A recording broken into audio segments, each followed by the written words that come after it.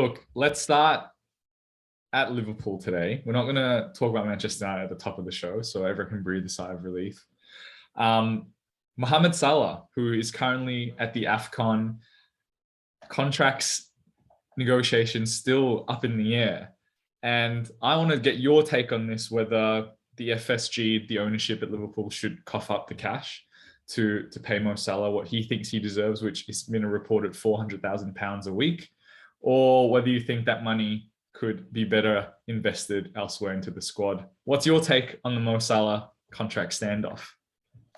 I did think it was interesting that Mo Salah did that big GQ profile the other day with all of the fancy shots of him and the headline, which was he looks like he was at Glastonbury. Yeah. I'm sure those interviews are done a long way in advance before they actually run. But I thought it was interesting that it dropped now while he's on African Nations Cup duty and nobody can come up to him and say, hey, what the hell? So he didn't say too much in the interview. He was sort of like, oh, what I'm asking for isn't unreasonable. You know, the club knows, where we all stand. I want to stay, but, I want to be paid what I'm worth kind of thing. Even not in that clear terms. That was certainly what he was hinting at. Yeah. Well, to put it into context, right? To put it into context for you, he's 29 at the moment, obviously in the form of his life. Many argue should have been in Ballon d'Or contention. But in terms of just pure numbers, Cristiano Ronaldo is £500,000 a week at Manchester United. He's 36. And Kevin De Bruyne, who only recently signed a new contract at Man City, is bagging £400,000 a week. So it begs the question, does he deserve to be mentioned and paid for in the same breath as some of the best players in the league? Yes, but you have to take into account Liverpool's context and circumstances. They don't have the financial muscle behind them of the two Manchester clubs. FSG, their owners, typically, if you look at their record in American sports, they don't like to pay star player wages. They prefer to try and find the hidden gems and get them on their kind of second or third contract rather than the big payday that happens when you're in your late 20s, maybe around 30. So they don't usually like to pay that contract. They often let star players walk in this sort of position. But I think Mo Salah is in a different class and is a different caliber player to what they can get, what they could replace him with. And therefore, I do think they have to stump up the cash. Yes, he's 29, and you can maybe look to Aubameyang as an example of where that went wrong. At Arsenal, where they paid Aubameyang, before that they paid Mesut Ozil, and they ended up with players that were underperforming past their prime and very difficult to shift on the wages that they were getting.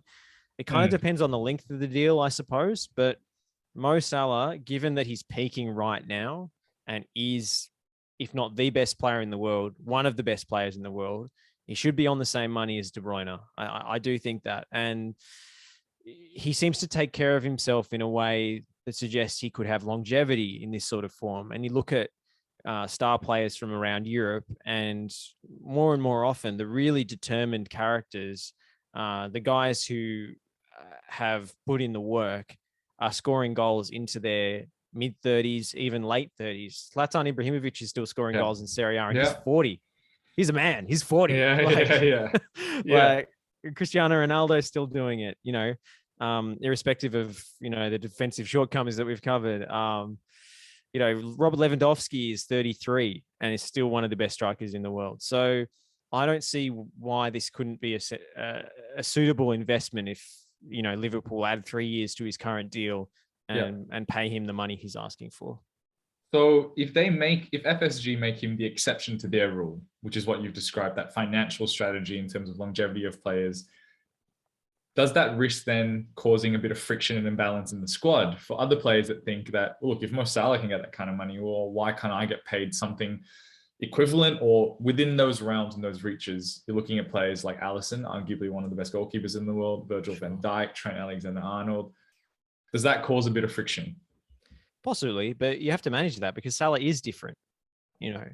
This Liverpool team hasn't really been about individuals, but Salah is now hitting a level where he's scoring absolutely magic goals out of nothing.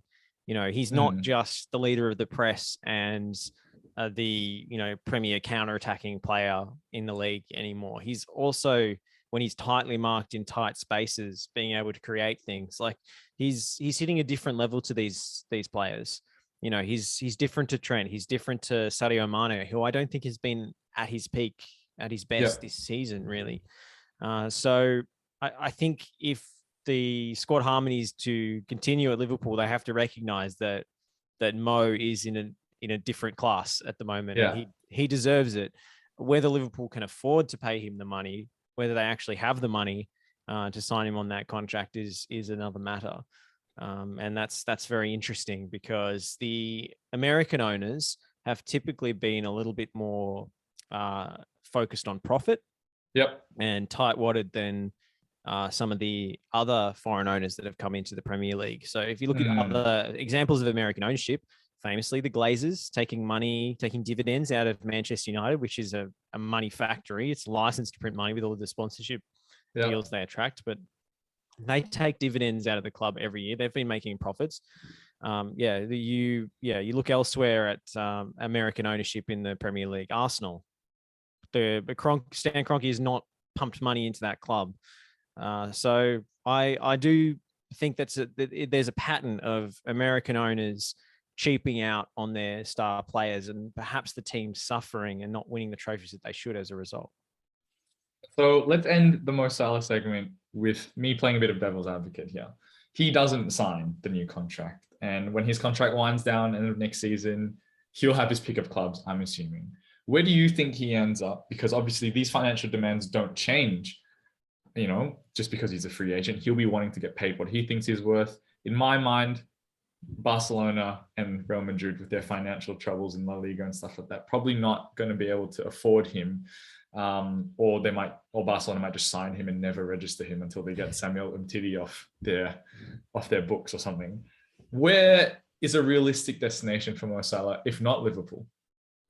It's a good question. And I think that's why FSG is playing this game of brinksmanship with him, because they think the market for Mo Salah is softer than Mo Salah might think it is.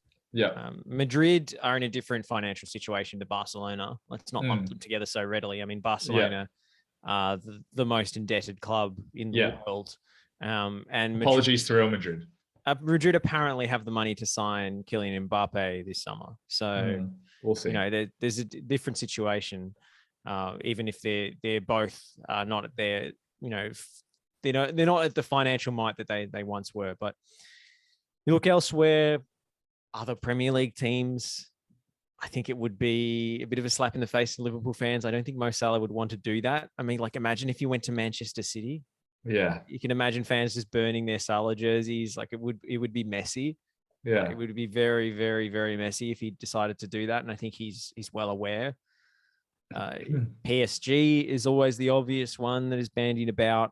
Do players want to play in France? Well, if the numbers are right, signs point to yes. And then Bayern Munich.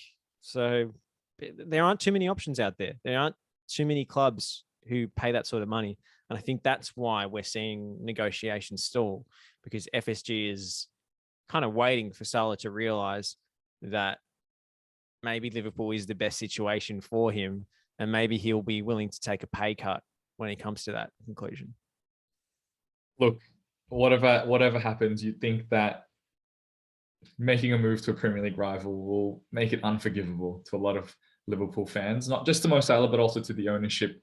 But it'll be interesting to see how this plays out. I read an article that that was published a few days ago that suggested that he's actually signed a new contract, and they're just waiting to announce it at the right time. So we'll see how that